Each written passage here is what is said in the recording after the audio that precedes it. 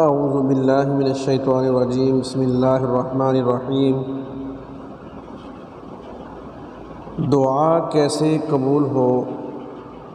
حضرت عبادہ بن سامس رضی اللہ تعالیٰ عنہ سے روایت ہے کہ نبی کریم صلی اللہ علیہ وسلم نے ارشاد فرمایا، جو شخص رات کو بیدار ہو کر یہ دعا پڑھے، لا الہ الا اللہ وحدہ لا شریک لہ لہ الملک ولہ الحمد وہو علی کل شیء قدیر، الحمد للہ وسبحان اللہ ولا الہ الا اللہ واللہ اکبر ولا حول ولا قوة الا باللہ۔